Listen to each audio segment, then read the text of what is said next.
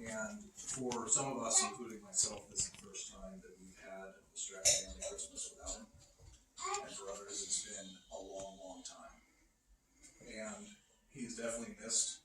And I know he loved coming to these. He loved making everybody laugh at the white elephant gift. That was always his forte. He did the same thing with the Shindeluses. Yeah. And I was so impressed to see everybody step up their A game and make everybody laugh when Dad wasn't here to do so. And you know, it's not lost upon me, and this I regret, but there's nothing I can do about it, that we never got to have an actual memorial service or funeral for Dad because of COVID. Something out of our control. But he deserved one. Absolutely. And I had written an obituary for him a couple years ago with the anticipation that one day we were going to be able to have one, and we never got a chance. So that obituary sits on my laptop to this day. The obituary did go into the newspaper. Not the obituary, the eulogy. The eulogy, I'm sorry, the eulogy. The obituary did go in the newspaper. And so when Tina, and thank you for doing this for us, I appreciate it. For giving us a chance to actually share something about Dad, even if it's not everybody that wanted to. Asher definitely wants to. Yeah. I, popped open the laptop last night, and I read over the eulogy, and while I liked it, I said, you know what? I don't need at least a couple pieces of paper. I don't want to, limit my dad's life to just 2 little pieces of paper.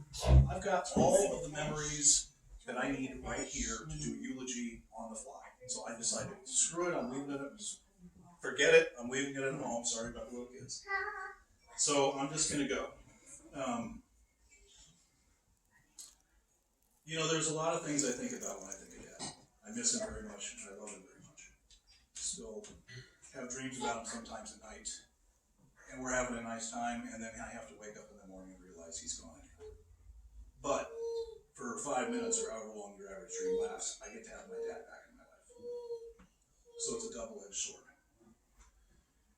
A few words come to mind when I think of Dad, and one of them, obviously, humor.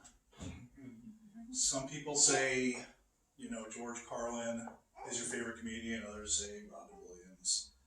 I say Larry Shindelus. He was so funny, and he laughed so hard, and he did it because he loved us, and he wanted to give us the gift of humor and laughter. And that's why he went out of his way to try to make you laugh. And sometimes his opportunities to make us laugh were a little misplaced. I remember there was a time, and Dad thought this was hilarious, and Mom certainly did not. We got to the border in the motorhome one year, we got to the border of Oregon and California, and we got to one of those little fruit stations that they have. And Dad's pedaling along the motorhome, Mom's sitting in the passenger seat, rolls down the window, gets up to the Ranger or whatever they're called. The minute he gets up, he goes, "Hey kids, hide the marijuana!" He thought he was being really funny. There was little things that he would do all the time, like repetitive things. Like he loved to, whenever we were doing something with a flashlight, whether we were in the attic looking for something or whatever, he loved to take the flashlight, shine it in our eyes, and go, "Where were you on the night of February 30th?" And we'd go, "I was in bed." He's like, "I'm just kidding. There's no February 30th." Right. Little things like that. But he did it because he loved us and because he wanted to make us laugh. And making us laugh is his way of saying, "I love you." And he liked seeing us laugh just as much as we like laughing at him. Another word that comes to mind when I think of Dad is sentimental. He may not always show it up front. Bless you. And but at the same time, Dad was a very sentimental man. He treasured people. He treasured memories. He didn't always show it. He didn't always say it. But he really, really did. And he always loved coming to these. It was a sentimental moment for him. Another word that comes to mind is hard work. I haven't seen very few people outside the country that all worked as hard as my father. 60 hours a week on the railroad. Then coming home and doing yard work. Then coming home and rebuilding a deck. It seemed like my dad was on a mission to make sure every moment of his life was something he did not want to do.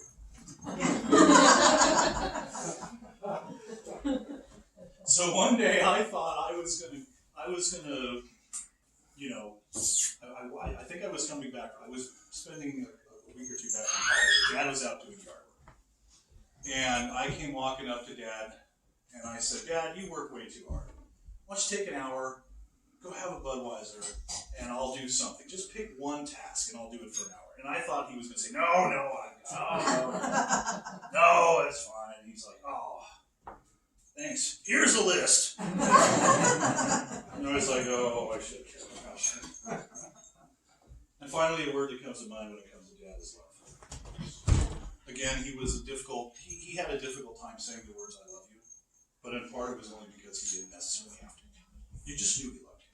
You sensed he loved you. His actions showed it. I remember when Matt and Ben and I were kids, like real little kids, when we were living in Concord, so I would have been no older than 7. Dad was working on the long haul routes where he'd be on call, and we'd never know when he was leaving, and he wouldn't be back for like 3 days. We never knew he was coming back. Just the door opened, and here comes Dad. It wasn't an 8 to 5 guy. You knew when he was leaving, you knew he was coming back. That wasn't Dad.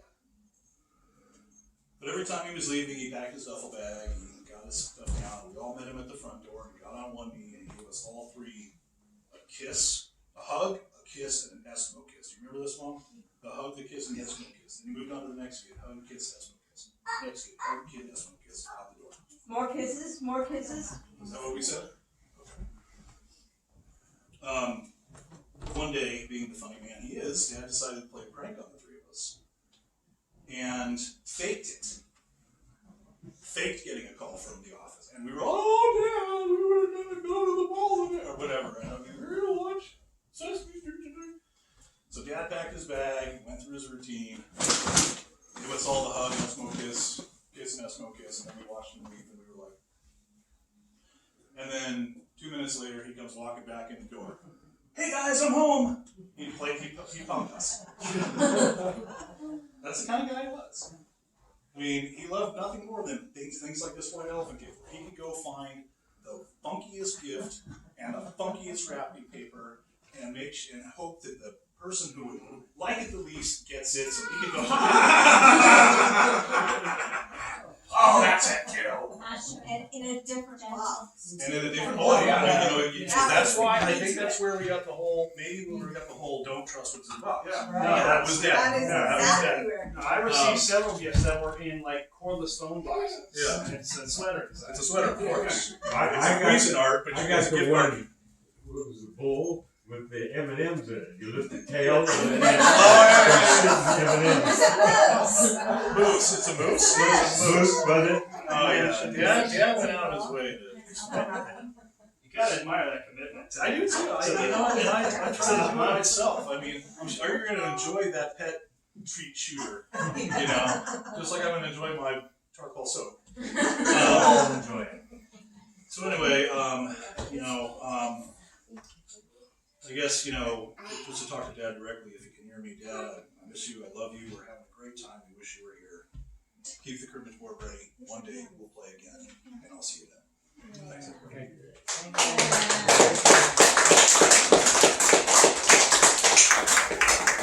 Kathy, are you up to it? Yeah, I guess so.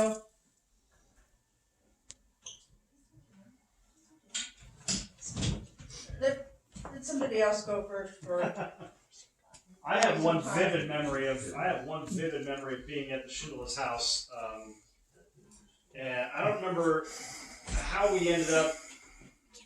We were all in bathing suits, and your dad came down with a towel and went after all of us, just snapping, and I'm like, oh my God, I've never been like attacked by an adult before, and like I'm looking around, like all of us boys, we literally feared for our lives, and snapping, and kids crying, didn't faze them, didn't faze them, Ben's, he's like, yeah, I don't know why that, it's just little images of events kind of stand out, and that was kind of always an enduring image of Larry Shindelus, my Uncle Larry, for me was attacking children with a beach towel. You didn't have to live with As us. well. Yeah, we're like, and I know he was probably waiting for that moment of you guys had a hot tub, right? You had the hot tub that was in the deck, and I remember that the kids just begging to go. Finally, we get to go sit in the hot tub, and I'm sure he had been finally got them all in one room in their bathing suits, snapping the hell out of all of us, laughing his ass off the whole time. I have a memory when Melanie came home from school with her class picture. She's down there in the school In her school picture. picture. In my school spring pictures. What grade? It's sixth Third grade. grade. It was. Oh, no, it's fifth grade. Yeah, fifth grade. We didn't take spring pictures. Right. Fourth grade and fifth But grade. she's very pleasant. Has her hand on. Oh yeah, She's got her hand underneath. smiling. Totally got the circle. By the way, just for the record, I taught dance. Yeah, but he was a circle game champion. I remember the circle game from back in drum corps. We Oh, used to do it on the 04. One of the buses, Bill Gant and some of the old guys used to do the circle game. So a couple things. When I bought my first car, my 1973 Pinto, Larry Cousins. Wow. Wow. And when I graduated in 1977, he bought me a 6-pack of beer. I didn't know that. Oh! We picked it up at your house, Kathy. You knew it. Yep. And well, and I put him on the spot because I asked him in front of my girlfriend, so I had a car full of car full of girls. Car full of girls. Yeah. He went to the store and bought us some beer for graduating. Friends all say you're super cool, but you. Yeah. Yeah. No man can. He never bought me a beer. Nah. Well, not before I was Not before you were 21. Actually, you know what? Speaking of the circle game, that routine where he tricked you with the Hershey kiss ring, he put so much thought and effort into He that. did. He really He went did. he made it he took an entire month to plan that. I'm on my way. I'm getting ready to leave Vegas to come back up here for Christmas. He's like, I need you to do me a favor. I'm like, what? I need you to don't tell anybody. Yeah. And don't stop and say hi. Just take this package. Yeah. Go to Fresno and drop it off at their store and leave. Don't say hi. Don't ring the doorbell. Don't do anything. Don't let them know you're there. I'm like, Dad, Fresno's like 30 miles out of my way. Oh, dang it, kiddo. I used to change your diapers and powder your butt. You can drive 30 miles. And, Dad always liked to talk with his finger. He loved to talk with his finger. And I could hear him on the phone. Oh, you know what? You will go 30 miles out of the way. And I said, okay. And I went 30 miles that way, pull around the corner, and there you all are in the driveway. And I'm like, oh. You got caught. There goes my absolute plan. So I had to sit there in the rain and in the car and just kind of hide around the corner. Down the street. And finally you guys all went inside, and I'm like, okay, I think the coast is clear. Wow. And we got the video, and it was worth the 30 minutes. It was hilarious. And the two of you playing it up as well as you did. It says it's from, what was it? Hannah Banana?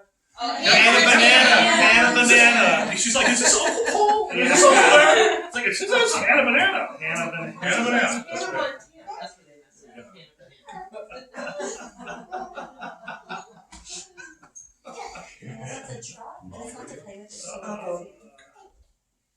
Well, I lost the love of my life. There was a very special quality to Larry. He was a wonderful man. And very, very good person. I was with Larry more than 55 years.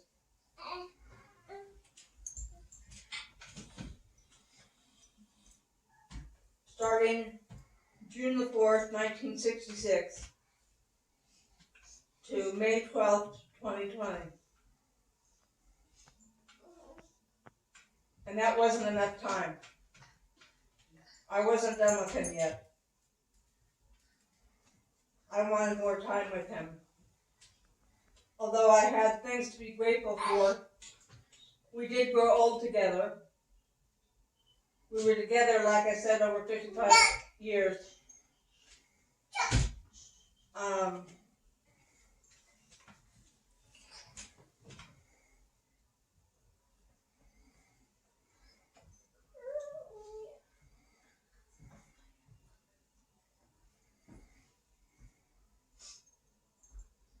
When I first met Larry, it was at a party,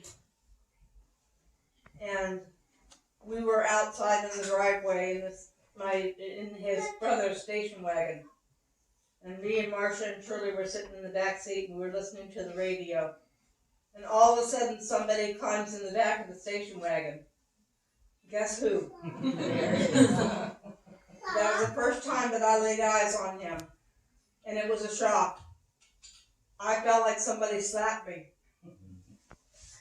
It was like, that was it. And so I gravitated towards him throughout the evening. And his friend Mike Ketter kept asking me to dance. And I'd go dance with Mike Ketter and then walk back over and be with Larry. And he was busy. He had a bottle of A&W root beer. And he was pouring it and he spilled it all over the back of the station wagon. The back flap. And he was drawing pictures in the puddle.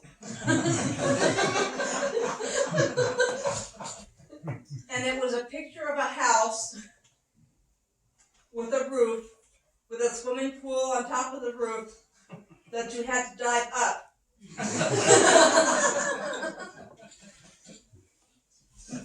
And that was my introduction to Larry. And then Mike Ketter would come and ask me to dance again, and I'd go dance with Mike Ketter. And the dance be over with, I'd go back to Larry, and he'd be drawing some other... And I thought, this guy is really crazy. He's really something else. That I was immediately attracted to him. And we were together for the next 56 years. He told me once that when he first saw me, when he climbed in the back of the station wagon and he saw me for the first time, he thought I was the most beautiful girl he'd ever seen. You were. And Larry wasn't good about expressing his feelings. And how he asked me to marry him, only Larry could do it this way. He asked me, he said, I'm moving to Alaska, and I'm going to work for the railroad. How are you going to get over me?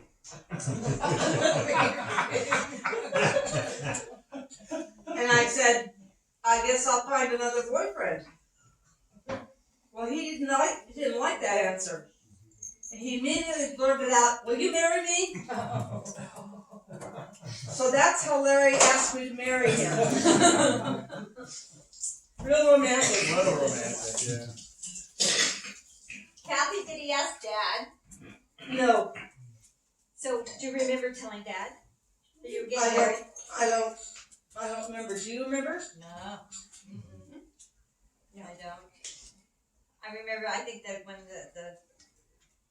I remember your wedding. And I remember after the wedding when you guys got that little VW that we saw. And you drove It's a off. brand new one. Yeah. And It was a Bill, brand new one. $1,995 special. and Bill grabbed Sugar Ray. I don't know if you remember this, but we were walking away. He grabbed you under one arm and me under the other arm. And Mel in his little stride. We all know the little Mel Stratton stride that he has. He walked away with us on his side. Do you remember that at all? The wedding. At the Holiday Inn reception. I remember The wedding. that. The reception. The reception. I have to tell you It was about the pre-party. reception. I remember your wedding very clearly too. When we got in the car after the reception, and we started off on our honeymoon. I cried all the way to Sacramento. And then we stopped to eat dinner, and I stopped crying, and then we got back in the car and went to Tahoe, and I cried all the way to Tahoe. And he kept telling me, kept saying, "Why are you crying?"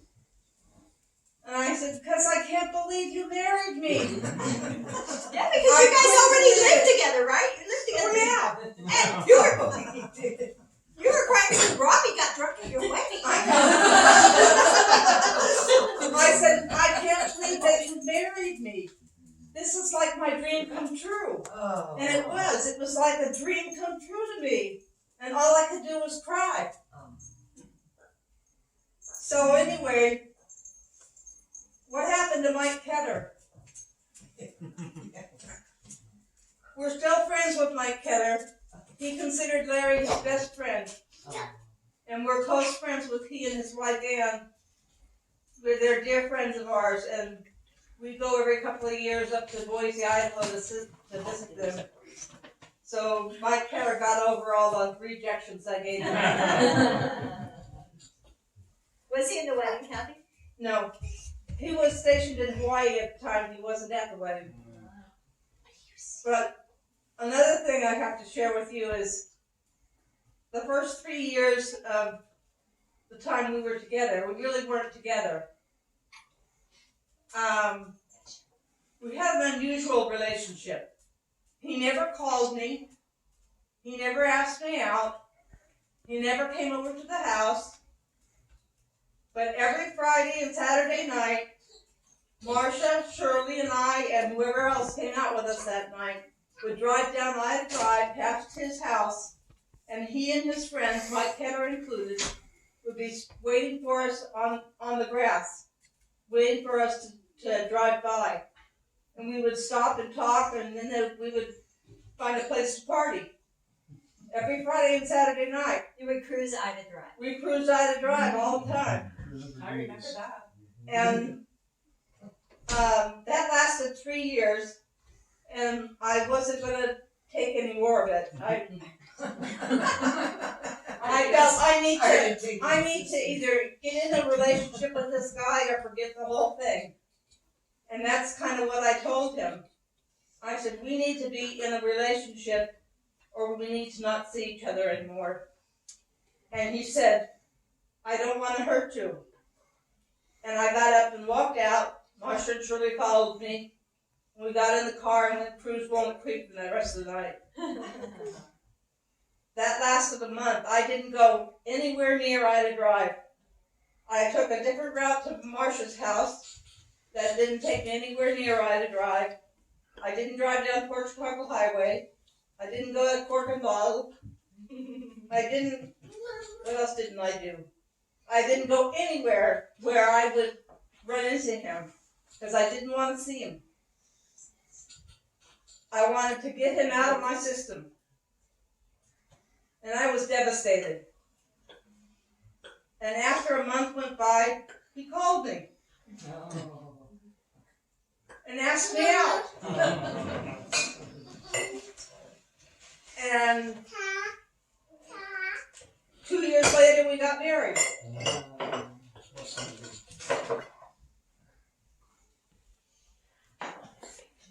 So I miss him terribly. My life is empty without him.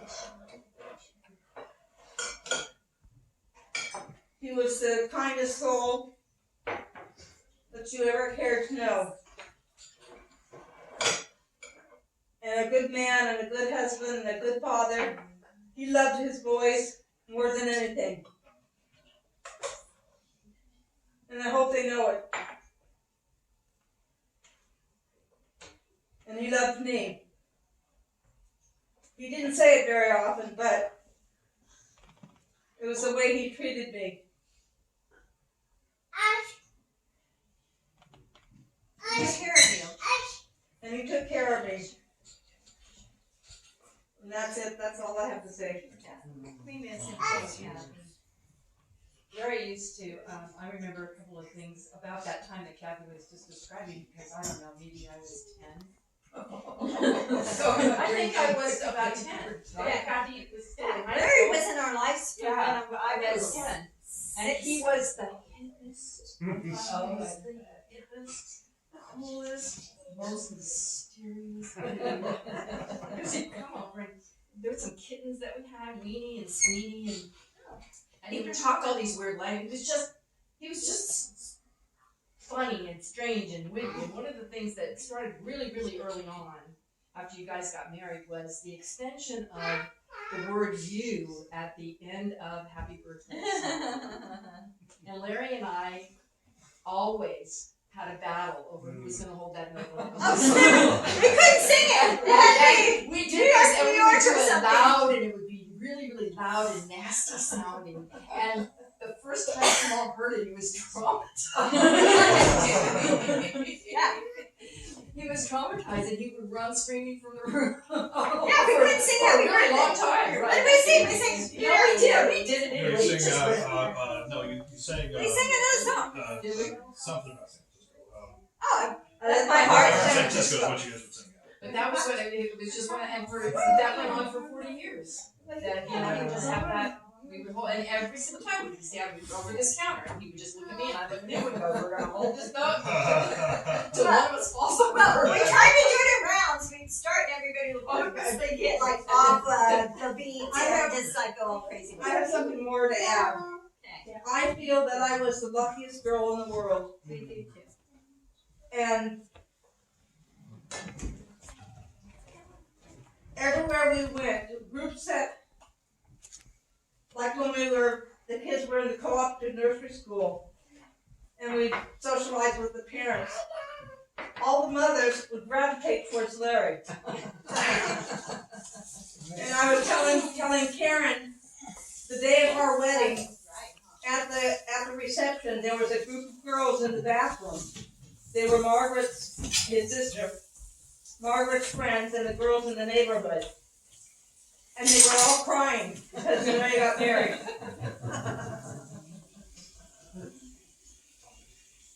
I was truly lucky. You guys were adorable, Kathy. You were such an adorable and good inspiration for Shaloi and I. Remember we used to always say, "I want to find a man like Larry." Always said that. Bruce is totally different than Larry, but but I made it along with my Bruce. Yeah. Frank's totally different. Yeah. Okay, how about we light those candles Yes, let's do and this. sing All right, that song And I and will hold not that be note extra long. All right, let's do that. All right, so. Bruce No, has next a year. professional candlelight. Nobody else has anything to say? Right there in Anybody that want drawer. to pitch in? I will. I don't know if everyone knows, but he was my first wife. I first met Larry at Patty and Mel's wedding, and he held my hand. I want you to know. I think it was hours. I was just in love with your husband. Why was he holding your hand? Because I was 10. Oh, That's It was yeah. very It's different type of holding hands. I might have been. He was a big brother. He was, yes. He was Yeah. just like a Right. big brother. Yeah. oh, how sweet. Yes. I never knew that. Right. I'm afraid to tell you, so. Look, it doesn't bother me. I'm the one that married you. I ended up with him. I was just so jealous. I think we all have our best love tapes. You know what? I'm really, really, really happy that not last year, but the year before, Larry surprised us by coming because he had been in the boarding care. And then all of a sudden, we look out the window, you guys pull up and we're like, oh my God, Larry is here. And he was so regular. Yes. He just seemed so normal. And that was in December and he died in May. Yeah, May 12th. And he seemed like he was really having a good time and he was happy to be here too. He loved coming to these parties, like I do. What's not to love? He loved our family. He loved each and every one of you. He loved having a dorm for. Oh, okay, that's not good.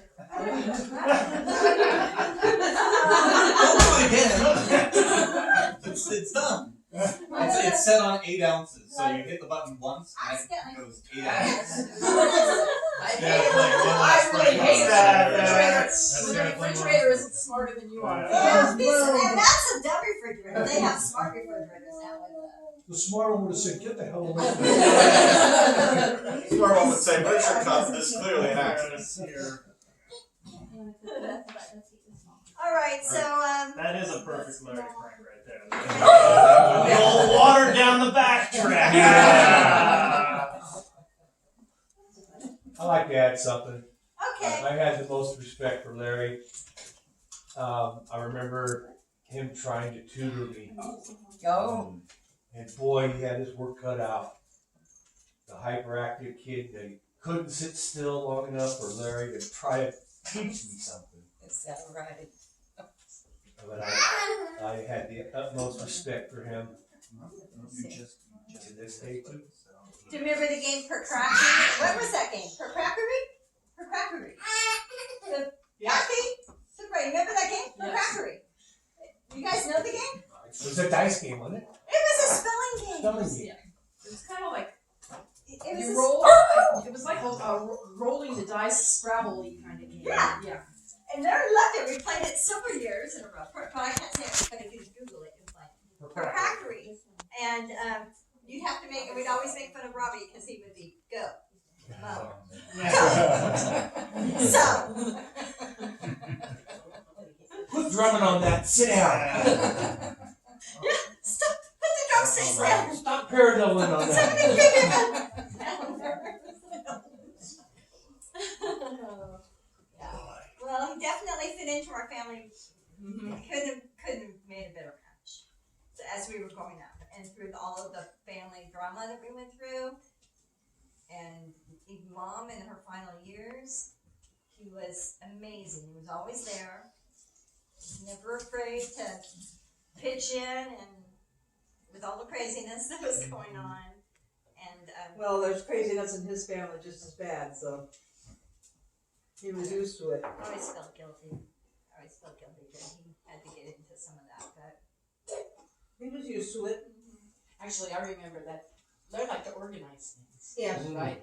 And He was obsessive compulsive. but what he would do is he would No, he really was. He So was Mom had this- diagnosed obsessive compulsive. So Mom had that old. It was in the on Stanford Street. She had that whole kind of tool sheddy or workbench with drawers and drawers and drawers of screws and nails and washers all mixed up with mason one jars another. of- Mason jars and stuff, and it was all just Mayonnaise and jars. Larry went through all of that. all out. Not because he wanted to do that, rather than go through the videotapes. It'd be so like, I'll take care of the screws. That's Larry. That's typical Larry. He did. I remember he said one time I'd go over there and be going through He made years worth of newspapers, and Larry would be sneaking over during the day to go through Mom's nuts and bolts. He did every job that way. He focused on